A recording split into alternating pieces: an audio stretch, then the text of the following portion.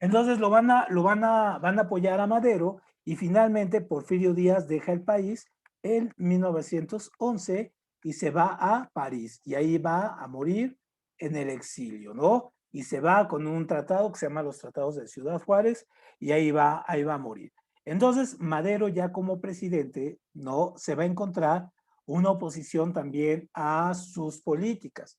¿Por qué? Porque Madero finalmente no cambia al gabinete, por ejemplo, en el gabinete se quedan mucho de la gente de Porfirio Díaz, se van a quedar los que se llamaban los científicos, se van a quedar con él, y Madero comete ese error, ¿no? Comete el error de no cambiar de régimen y se quedan los mismos. Entonces a Madero le va a salir una oposición que es Emiliano Zapata. Y Emiliano Zapata lanza un plan que se llama el Plan de Ayala. Y el Plan de Ayala es el que dice tierra, ¿no? Tierra y libertad, ¿no? La tierra es para quien la trabaja. Entonces, en este caso, Madero se enfrenta a Zapata. Y están en negociaciones, están en esta negociación, Madero empieza a ceder un poco ante Zapata, y entonces aquí va a venir una cuestión muy importante. ¿Por qué es muy importante ver qué hace Estados Unidos? Porque Estados Unidos va a tener una injerencia total y absoluta en el gobierno de Madero. Entonces va a interferir. Su embajador, ojo, su embajador empieza a hacer tratos con el secretario de guerra de Madero, que es Victoriano Huerta. Entonces empieza a pactar con él y obviamente al pactar con él deciden destituir a Madero. Ojo, el gobierno de los Estados Unidos, ¿no? Entonces, obviamente, Madero que era un político un tanto inocente, ¿no? No advierte esto, y en 1913, ¿no? Victoriano Huerta le da un golpe de Estado, ¿no? Un golpe de Estado y no nada más lo destituye, lo mata, ¿no? Lo asesina a Madero. Entonces, aquí asesina a Madero. Entonces, una vez que lo asesina a Madero, saca todo el gobierno de Madero y él, Victoriano Huerta, se queda como presidente con la ayuda de los Estados Unidos. Entonces, obviamente, si vive en Estados Unidos, actúa, ¿no? A conveniencia de los intereses que tiene. Entonces, a Victoriano Huerta, en ese momento, va a salir todos los que apoyaban a Madero, se van a unir en algo que se llama el Plan de Guadalupe. Uh-huh. Entonces, el Plan de Guadalupe lo va a encabezar Venustiano Carranza, que era gobernador de Coahuila. En este caso es Obregón, ajá, Obregón, Calles, todos estos personajes, Calles, pero también Villa, que era jefe de la división del norte, y también Zapata, ¿no? Entonces todos ellos se unen para derrotar, en este caso, a Victoriano Huerta.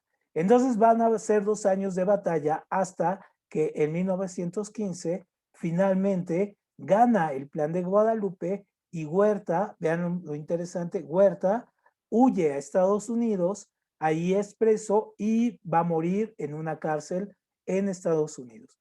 Y entonces ahora Estados Unidos se da cuenta de que estos militares están divididos. ¿Por qué? Porque por un lado hay una alianza entre Carranza, Obrero y Abregón y Calles, es decir, estos son los del norte, ¿no? Y Villa y Zapata, que estos son los campesinos. Son los campesinos. Entonces déjenme borrar aquí. Ahorita vemos esto. Entonces, obviamente, en 1915 va a empezar una nueva forma de guerra. Es decir, ahora los que le ganaron a este hombre, a Victoriano Huerta, ahora van a comenzar a pelear entre ellos. Entonces, esto es muy común en las revoluciones, en las guerras, cuando se da esto, que uno gana y luego con el que gana empieza a tener problemas, ¿no? Vean los gobiernos, por ejemplo, los últimos gobiernos que hemos tenido en México, así pasa, ¿no? Ahorita con AMLO, así es, los que lo ayudaron, ahorita se pelean entre ellos, ¿no? Muy bien, a ver, aquí está, pongo la pluma, a ver, ¿por qué? No me dejo poner la pluma, aquí está, ¿no? Entonces, por un lado tenemos a Carranza, tenemos a Obregón y por otro lado tenemos a Calles. y ellos se van a enfrentar a Zapata, a Zapata y Villa. ¿Y por qué se enfrentan? Porque finalmente tienen concepciones diferentes. Carranza, Obregón y Calles, ellos tienen una concepción prácticamente capitalista, ¿no? O sea, capitalista y son apoyados por Estados Unidos. Pero Zapata y Villa, estos tienen una concepción más bien de corte campesino, ¿no? Campesina. Entonces, obviamente, se confrontan, es decir, estos son dueños, estos son grandes capitales y estos son los de abajo, son simplemente la gente de abajo, la que produce, la que no tiene nada. Entonces se van a enfrentar durante 2 años, de 1915 a 1917, van a pelearse. Pero va a pasar algo muy curioso aquí. En 1915, al principio, van a hacer algo que se llama, en este caso, la convención de Aguascalientes. Es decir, se reúnen en la ciudad de Aguascalientes para tratar de dirimir este problema entre las dos visiones de una manera civilizada, ¿no? Política. Entonces, este bando y este bando deciden cada uno retirarse y dejar a un tercero en el poder. Y ese tercero en el poder va a ser un pobre hombre que no va a trascender, que es en este caso Eulalio Gutiérrez, ¿no? Y entonces este hombre en realidad nunca toma el poder, ¿no? Porque una vez que ya lo declaran al presidente, Carranza y esta banda, Obregón y Calles, le dan un golpe de Estado y ellos toman el poder. Entonces ahí es donde comienzan estos 2 años de guerra entre este bando contra este bando, contra Zapata. Finalmente ellos tienen un apoyo militar de Estados Unidos, tienen dinero, finalmente ganan. Y cuando ganan, en 1917, ellos lo primero que hacen es agarrar y plantear la necesidad de una nueva constitución. Entonces se hace lo que se llama la Constitución de 1917, que es la que tenemos hasta la fecha. Y la Constitución de 1917 pone 3 artículos que son fundamentales y que les preguntan mucho en su examen. Es el artículo tercero, el artículo 27 y el artículo 123, ¿no? Son los 3 artículos básicos de esto. ¿Qué es el artículo tercero? El artículo tercero es el artículo que habla sobre la educación. ¿A qué se refiere lo de la educación? A que la educación debe de ser laica, gratuita, obligatoria. El artículo 27 es al reparto, en este caso, reparto de tierras, es decir, comienzan a repartir las tierras entre los campesinos, entre la gente que pues sí, no tiene tierras, se les da ejidos, ¿no? Y el 123 es sobre los derechos de los trabajadores, es decir, se les da el derecho de huelga. Aquí, a ver, esto, se fue para acá, ajá, les da el derecho de huelga, ¿no? El derecho de huelga, las horas, los sindicatos, en fin. Entonces la Constitución de 1917 es muy avanzada. Entonces, obviamente, ya aquí viene casi el final de la revolución, de 1917 al 20 va a gobernar Carranza, ¿no? Y luego a Carranza, ojo, cuando viene el cambio de gobierno, Carranza no admite, en este caso, que Obregón, porque Obregón es el siguiente en la lista, lo ven aquí, Obregón decide que él quiere ser presidente, pero Carranza no lo deja ser presidente. Entonces, ojo, Obregón mata a Carranza, ¿no? Y entonces ahora Obregón se va a declarar presidente. Y Obregón va a ser presidente del 20 al 24. Ahorita vamos a ver lo que hace. Y luego Obregón ya sale y él pone a su segundo, que es Calles, ¿no? Lo pone a Calles. Entonces Calles va a ser presidente del 24 al, en este caso, 28. Pero entonces Obregón, vean aquí la traición, Obregón manda a asesinar, perdón, manda a Calles a que cambie la constitución para reelegirse, lo cual sucede y se reelige Obregón y entonces Calles le tiene preparada una sorpresa y lo asesina, ¿no? Calles asesina a Obregón y entonces, vean, se fijan las traiciones, ¿no? Cada quien va matando su sucesor y entonces Calles va a instaurar un régimen que se va a llamar el maximato. Es decir, van a ser 6 años donde va a haber presidentes, todos bajo la dirección de Calle. Es decir, va a haber 3 diferentes presidentes, cada uno va a durar 2 años, pero en este caso el mero mero, o sea, el que decide y el que determina todo es, en este caso, Kais. Muy bien, bueno, esa es la versión como aquí en nuestro diapositiva, aquí, ¿no? Entonces vamos a ver aquí nuestra imagen, entonces aquí tenemos, bueno, aquí hay alguna duda, algún dato, alguna sugerencia, algo que ustedes sepan, alguna confusión, algo que haya visto extraño. Adelante. De mi parte no, profe, gracias. No, muy bien, perfecto. Entonces vamos a revisarlo ahora aquí en esta línea de tiempo. Esto mismo que acabamos de ver, vamos a revisarlo en esta línea de tiempo. Para ahorita que les mande toda la presentación, pues ya la sepan interpretar muy bien. Entonces, obviamente tenemos el 20 de noviembre de 1910, esta fecha, como el inicio de la revolución, porque es cuando Madero se revela ante Porfirio Díaz por el fraude electoral, ¿no? Luego en 1911 es la fecha donde se elige a Madero como presidente, entonces va a ser presidente. Luego en 1911 es cuando Zapata lanza el plan de Ayala, que es un plan el que nos pide que la tierra sea para los campesinos y empieza a negociar con Madero. Luego en 1913 no le gusta a Estados Unidos esta negociación que hay entre estos dos y lo mandan a asesinar a Madero y va a tomar el poder, en este caso, Victoriano Huerta. Luego, Victoriano Huerta va a pelear contra el grupo de militares que apoyaban a Madero, que es el Plan de Guadalupe. Entonces, ahora la guerra es entre Carranza y sus amigos contra Victoriano Huerta.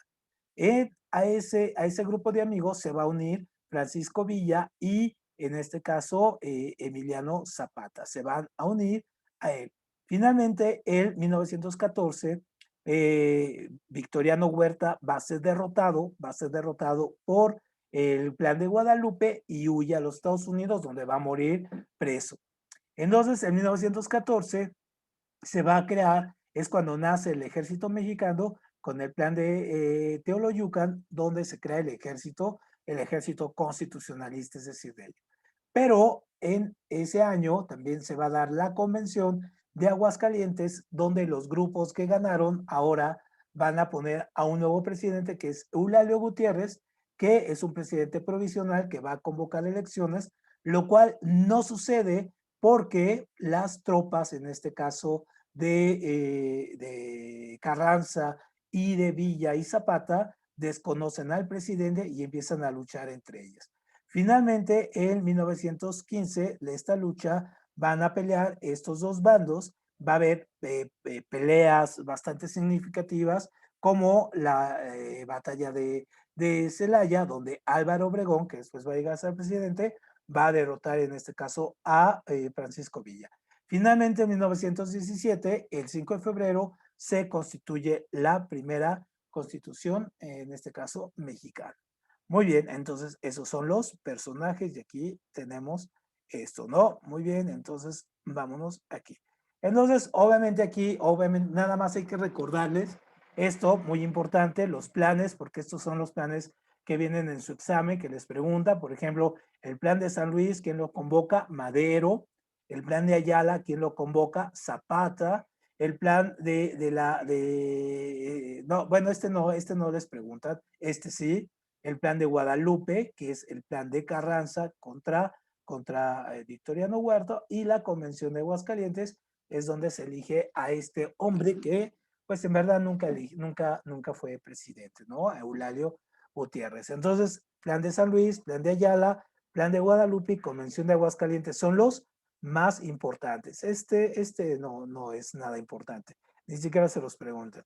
Muy bien, y bueno, ya en la presentación que les voy a enviar, sería muy bueno que vean algunos datos extras acerca de lo que es Madero, se los puse, de Villa, sabían, por ejemplo, Villa que tuvo 80 esposas, a todas ellas las mantenía y tuvo hijos con todas ellas. Y Madero, por ejemplo, fue el primer jefe militar que tuvo un avión de guerra en todo el mundo. O sea, en todo el mundo no conocían los aviones de guerra y Francisco Villa sí tuvo su primer avión y en lugar de tener una ametralladora aventaba huevos y piedras y Francisco Villa también se le atribuye que fue el primer persona que invadió los Estados Unidos. O sea, un día se metió a la ciudad tejana de Columbus, la saqueó y luego se regresó. Entonces, Estados Unidos nunca, solamente ha sufrido 3 ataques a su territorio. El de Pancho Villa, el de Pearl Harbor con los japoneses y el de las Torres Gemelas con Osama Bin Laden. Y otro dato interesante de Francisco Villa es que Francisco Villa ha sido, ustedes ven ahorita a los directores y actores mexicanos en Estados Unidos, pues Francisco Villa fue el más taquillero en su momento, el actor más taquillero en Hollywood. ¿Por qué? Porque filmaron un documental sobre Francisco Villa y lo pasaban en Estados Unidos y tuvo muchísimo éxito, es decir, ganó mucha lana el productor de este documental. Obviamente esa lana no le cayó a Villa, pero el que hizo el documental sobre Villa, pues ganó mucha lana y fue en su momento el personaje cinematográfico más famoso en Hollywood, ¿no? Pancho Villa, o sea, para que se den una idea de que... Y una de las cosas que él hacía, Pancho Villa, era esto de... él tenía una frase que decía, mátalo en caliente o mátalo y después investiga. Entonces era una frase que hacía alusión al asunto de que si agarraba algún prisionero y todo, pues lo mataran y ya después investigaban si era aliado suyo o no era aliado, ¿no? Entonces era un poco así Pancho Villa. Y pues Carranza tenía una característica interesante, Carranza era cleptómano, es decir, robaba sin que se diera cuenta y a él varias veces, por ejemplo, lo cacharon. Una vez casi empieza una guerra con Estados Unidos porque se robó el reloj del embajador norteamericano, ¿no? Se lo robó, se dieron cuenta, pero esa enfermedad es que no te des cuenta que tú estás robando, ¿no? Y Emiliano Zapata, pues Emiliano Zapata, cosas de él, pues es que no era un tipo pobre, él era un latifundista, tenía mucha lana y la cual dejó para irse a luchar, en este caso por los campesinos. Y una cosa aquí de Madero es que Madero era un espiritista, es decir, era un personaje que digamos, para tomar decisiones de su gobierno, agarraba y le tenían que leer las cartas o así estas sesiones espiritistas donde se agarraban las manos e invocaban un espíritu, por ejemplo, ¿no? Porque se da un poco la idea de que, pues todos estos personajes también son humanos, ¿no? Fueron seres de carne y hueso. Bueno, y aquí esta foto es súper clásica, esta es la silla presidencial y que Huerta se va y es cuando entra el ejército mexicano, bueno, el ejército de Villa, que este es Villa, y el ejército de Zapata, y entran a Palacio Nacional. Pero estos no querían ser ni presidentes ni nada, ellos luchaban por el campesino, ¿no? Entonces, finalmente, por eso nunca tomaron el poder, a pesar de estar aquí en el poder, nunca lo tomaron. Entonces, esta es una foto, esta clásica de Villa, sentado aquí en la silla presidencial, ¿no? Y luego, entonces, lo que veíamos un poco, los artículos, los principales artículos de la Constitución, el artículo tercero sobre la educación, el 27 sobre las tierras y el 123 sobre los derechos de los trabajadores. Perfecto, entonces esos serían los presidentes. Entonces ya los gobiernos postrevolucionarios que van a pasar después de toda esta lucha armada van a ser estas. Aquí las fechas no son tan importantes, lo que es importante es ver esto, ¿no? Por ejemplo, Álvaro Obregón, ¿no? Duró 4 años, él lo sucede Plutarco Elías Calles, luego este mata a este, y como él ya no puede ser presidente, entonces va a tener a estos tres. Estos tres son los que se van a llamar los presidentes bajo el maximato, es decir, él sigue siendo el mero mero y Portes Gil, Ortiz Rubio y Abelardo Rodríguez van a estar a las órdenes de él. Y nada más duran 2 años cada uno, ¿no? Y luego va a llegar Lázaro Cárdenas, que Lázaro Cárdenas también estuvo 2 años bajo el maximato, sin embargo, Lázaro Cárdenas logra zafarse de Plutarco Elías Calles y él vaya a gobernar solo, ¿no?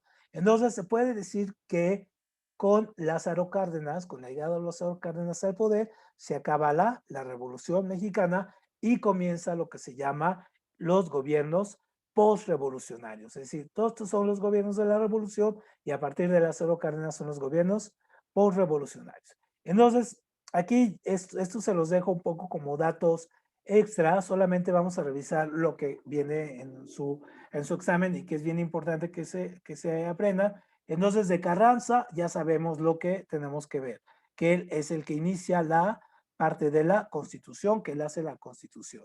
De Adolfo de la Huerta fue el presidente que estuvo entre estos dos, es decir, cuando este es asesinado, este entra como presidente provisional que le deja las puertas abiertas a Álvaro Obregón, ¿no? Aquí le deja las puertas abiertas. Álvaro Obregón es el importante. Y entonces él va a ser muy importante incluso para ustedes. Él es el que crea la SEP, él es el que crea la Secretaría de Educación Pública, ¿no? Esa es la pregunta de examen. ¿Qué es lo que crea Álvaro Obregón o cuál es lo relevante del gobierno de Álvaro Obregón? Que él crea la Secretaría de Educación Pública teniendo a José Vasconcelos como, en este caso, su primer secretario de Educación. Después él fue el primer rector en la UNAM. Muy bien, y este es Álvaro Obregón, y entonces a él incluso le cortaron una mano en una batalla y tenía una mano de palo. Y la mano de él, así toda la momia de su mano, está enterrada ahí, si alguien vive cerca de ahí, en el Parque La Bombilla, ahí en San Ángel. Ahí a un ladito enfrente de Coyoacán, a un lado de Coyoacán, o enfrente de San Ángel, ahí tienen su mano de él, ahí toda esta. Pero véanlos, ¿no? El tipo de personajes duros, así fuertes, ¿no? Personajes con mucha intensidad. Entonces, él va a ser a partir de estos años, van a surgir los movimientos de pintores, los pintores en este caso, que son más bien muralistas, Diego Rivera, Clemente Orozco Siqueiros, que son los tres grandes muralistas. Y el muralismo lo que buscaba era recuperar la historia nacional, pero la historia antigua, la historia de los mexicas, ¿no? De los mayas, de todas estas culturas. Él quería recuperar toda esta maya y la identidad indígena. Entonces, ¿por qué es importante este? Porque este se los preguntan en su examen. Es decir, ¿quién fue el máximo representante del muralismo mexicano? Es Diego Rivera, ¿no? Y él estuvo casado con esta otra pintora muy famosa, que es Frida Kahlo, ¿no? También muy importante, y cuyo museo está aquí en Coyoacán. Muy bien. Otra cosa que hace Madero, ya para este Obregón, para terminar con este personaje, es que firma unos tratados que van a ser muy importantes hasta la fecha, que son los tratados de Bucareli. ¿Qué son los tratados de Bucareli? Es el reconocimiento de los Estados Unidos al gobierno de Obregón. Es decir, Estados Unidos le dice a Obregón, yo te voy a poner una condición de que tú no generes, vean, muy importante, tú no generes tecnología a cambio de que tú seas presidente. O sea, tú puedes ser presidente, pero tú tienes que depender tecnológicamente de nosotros. Petrolera, electricidad, trenes y todo ese asunto. Y Obregón dice que sí. Entonces, hasta la fecha estos tratados siguen vigentes, lo cual hace que la dependencia de México de la tecnología de Estados Unidos sea intensa, es decir, México por sí mismo no puede producir tecnología que resalte o que tenga una tecnología propia. Toda la tecnología tiene que venir de Estados Unidos. Entonces, este es uno de los principios básicos por los cuales México, por ejemplo, no tiene una vacuna, no tiene una vacuna propia contra el COVID, no tiene un teléfono propio, por ejemplo, no tiene computadoras propias, no tiene carros propios, en fin, porque son estos tratados los que le bloquean a México hacer esto, ¿no? Muy bien, entonces luego llegamos, y ya con esta ocasión vamos a ir acabando, va a llegar este hombre que es Plutarco Elías Calles. Entonces, este hombre, vean el rostro también fuerte de Sonora, ¿sí? Este va a tener el poder durante casi 8 años, sí, 8 años, Y las dos preguntas que les hacen en su examen de él es esto. ¿Quién fue el jefe del Maximato? Pues él, ¿no? Plutarco Elías Calles. ¿Y qué es lo que hizo? Pues por un lado, él es el que funda el PRI, ¿no? Él es el creador del PRI, del partido que hasta la fecha existe.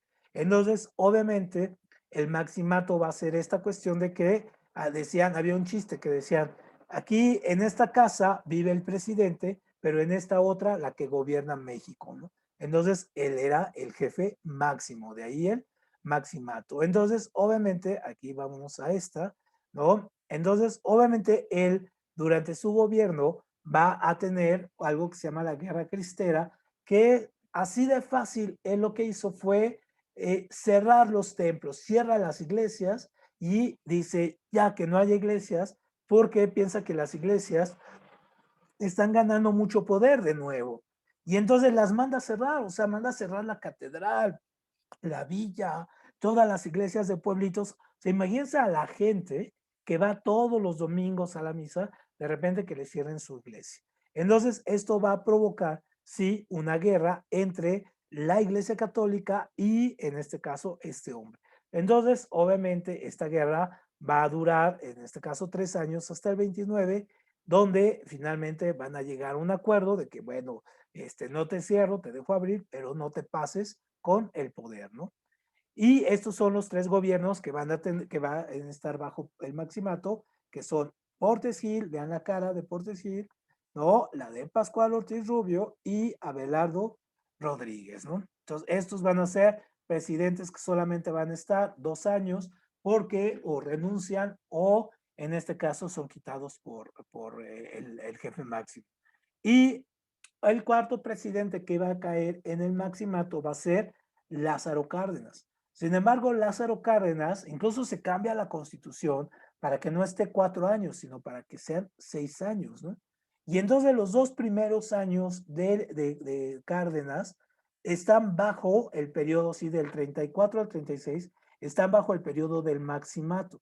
Sin embargo, Lázaro Cárdenas hace toda un arreglo político, así como de espías y todo ese asunto, y saca a Calles, lo manda a Estados Unidos, lo manda a exiliar y él ya queda. Entonces, del 36 al 40 es cuando hace toda la obra que por el cual se le conoce, que es muchísima obra. Entonces, por ejemplo, a nivel de educación, él crea el POLI, ¿no? El Instituto Politécnico Nacional, la Escuela de Educación Física, ¿no? Funda el INA, la Escuela Nacional de Antropología Historia. En la reforma agraria reparte todas las tierras que no se habían repartido con el ejido, ¿no? Esto hace que en todo el sector, como por ejemplo Coahuila, San Luis, Guanajuato, Michoacán, Jalisco, Cárdenas sea un personaje de culto, ¿no? Él hace la expropiación petrolera, ¿no? Expropia los petróleos y funda Pemex. Entonces, con esto es con lo que se gana su pase a la historia, porque todo el petróleo desde Porfirio Díaz se iba a las empresas inglesas y norteamericanas y con él dice, no, el petróleo es de México y se queda para México. Y en política internacional es muy importante porque él recibe a todos los españoles que son exiliados y que son perseguidos en España por el franquismo y por los nazis, y él los recibe aquí. Y es tanta la contribución que por ejemplo, la UNAM, el Colegio Nacional, todas estas grandes instituciones que hoy tenemos son fundadas por estas personas que llegaron de España. Esta colonia donde vivo, aquí en la Condesa, la colonia Roma, aquí al lado, todas esas tienen familias que vienen de ese exilio, ¿no? Son personas que estuvieron muy presentes en toda la vida cultural y de México. Entonces es muy importante, por eso Cárdenas también es un personaje muy querido muy respetado por toda esta sector académico de intelectuales que tuvieron a sus abuelos, padres, en este caso que vinieron de España y aquí encontraron refugio, ¿no? Muy bien. Y entonces ya para acabar, en este caso, solamente tenemos esto. Después de Cárdenas, van a venirse una sucesión de presidentes que cada presidente o grupos de presidentes van a tener desarrollos económicos dispares. Cada uno va a tener a sí mismo, se van a llamar sus programas económicos, se van a llamar dependiendo de los objetivos que busque.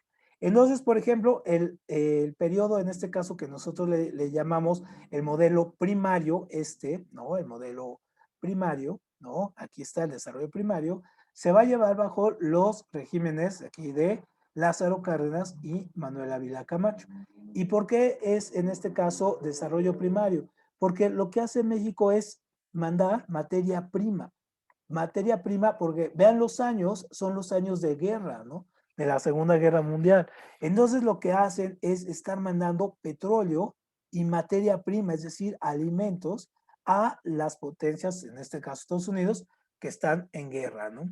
Y a Manuel Ávila Camacho le toca declarar la guerra, en este caso a los alemanes, porque Alemania le hunde 2 barcos a México, que lo veíamos en la clase de historia, el Potrero de Llano y la Faja de Oro, y entonces le declara la guerra a los alemanes. Y mandan al Escuadrón 201, ¿no? Que va a pelear junto a Estados Unidos allá contra los japoneses. Entonces, eso se llama desarrollo primario. Entonces, ¿por qué? Porque básicamente el comercio se da con materia prima. Luego va a venir un programa que se llama el desarrollo estabilizador, donde ya se acabó la Segunda Guerra Mundial y el mundo está, digamos, otra vez reorganizándose. Y entonces a México le toca estar al lado de Estados Unidos, sobre todo en ya empezar a recibir no solamente materia prima, sino las fábricas que vienen, porque empiezan a construir mucho, empieza a haber un boom económico y empiezan a construir, a construir fábricas, y muchas de, ¿por qué se vienen acá? Pues porque es más barato el trabajo y entonces empiezan a llegar aquí. Entonces, obviamente, el desarrollo estabilizador va a ser donde la economía mexicana va a estar creciendo, creciendo, creciendo, crece a un promedio del 7% cada año, ¿no? O sea, eso es impensable ahora, ¿no? Pero van creciendo 7. Entonces son los gobiernos de Miguel Alemán, de Adolfo Ruiz Cortines, de López Mateos y Gustavo Díaz Ordaz. Todos esos son el desarrollo estabilizador. Y se acaba con Gustavo Díaz Ordaz. ¿Por qué? Porque también el mundo ya entra en una dinámica muy diferente de la economía. En el mundo empieza a haber crisis económicas, crisis energéticas. Entonces, obviamente, al estar cerca de Estados Unidos, pues nos impacta también lo que pasa en su economía. Entonces, incluso a Gustavo Díaz Ordaz pues, le toca lo del 68, le toca esta cuestión de la matanza en Tlatelolco. ¿Por qué? Porque el mundo estaba muy convulsionado, tanto ideológicamente, política y culturalmente. Y entonces van a venir otro tipo de gobiernos que ahora se van a llamar desarrollo compartido, ¿no? Y este famoso desarrollo compartido es algo que también se le conoce en ese momento como el populismo, ¿no? Entonces, aquí es lo que se llama gobiernos populistas. ¿Por qué? Porque el desarrollo compartido es que la iniciativa privada y el gobierno, en este caso, bueno, en este caso el Estado, ¿no? Participen de la economía, ¿no? Participen en manera a veces desigual, a veces te gana mucho, a veces no. Y Luis Echeverría, que todavía vive, este presidente todavía vive, tiene como 90 años, no sé, casi ya 100, y ahí sigue todavía. Por ejemplo, Luis Echeverría se pelea con la iniciativa privada, ¿no? Se pelea con la iniciativa privada y todo lo que hacía la iniciativa privada, por ejemplo, como hacer leche, carros, hospitales y todo, el Estado lo toma. Entonces el Estado crea industrias paraestatales, es decir, donde el gobierno es partidario, es el socio mayoritario, ¿no? Tiene el 51% de las acciones.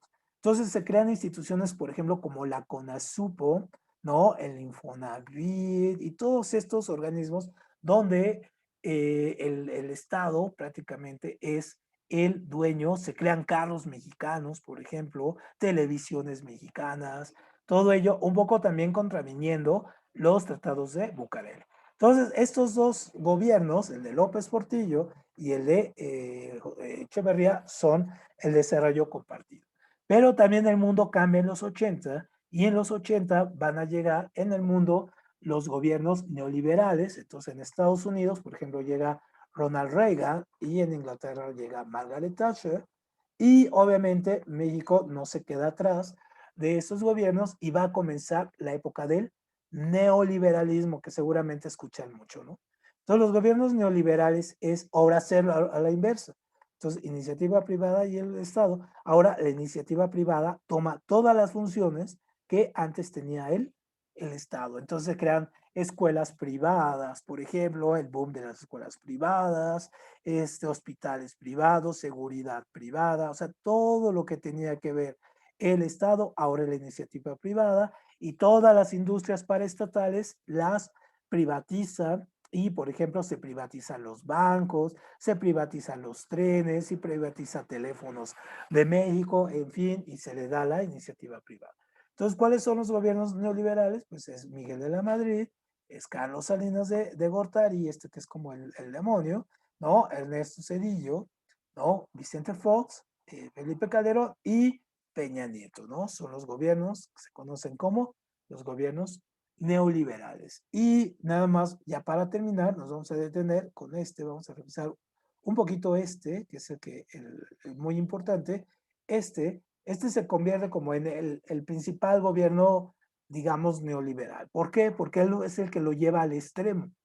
Y entonces, por ejemplo, él tiene varias de las cosas que hasta la fecha siguen existiendo, que durante años fueron como tabú. Por ejemplo, esto de que la iglesia y el Estado fueran de nuevo, otra vez, estuvieran en el parejo de relaciones. Es cuando viene el Papa, pero ya no viene el Papa nada más como jefe espiritual, sino ya viene como jefe de Estado, privatiza la banca, es decir, todos los bancos que tenemos privatizados ahora son de él, ¿no? Todas las industrias paraestatales se privatizan, le quita 3 ceros a la moneda, al peso. Ustedes quizá les suene ridículo, pero por ejemplo, cuando yo tenía su edad, cuando yo me subía a un camión, yo tenía que pagar 4,000 pesos, ¿no? O sea, imagínense, es decir, ¿cuánto es 4,000 pesos, no? O iba por un refresco o un gansito y me decían, ¿cuánto es? 8,000 pesos. O sea, imagínense lo que era eso, ¿no? Entonces, eso era muy importante. El IVA se reduce al 10%, hay una renegociación de las deudas, pero, y esta es la pregunta de examen, él crea o él firma en este caso lo que tenemos ahora que se llama el Tratado de Libre Comercio de América Latina, de América del Norte, perdón, y que hoy se llama TEMEC, ¿no? Hoy se llama el TEMEC, pero durante años fue el TLC. Y también ahí le va a tocar el momento donde se van a alzar el Ejército Zapatista de Liberación Nacional y los asesinatos o los magnicidios, como el de Colosio, ¿no? Que fue un candidato del PRI y lo matan a pocos meses de las elecciones, o de políticos prominentes como un sacerdote muy importante que se llamaba Piedad Posadas, o un político muy importante en el PRI que era Ruiz Massieu.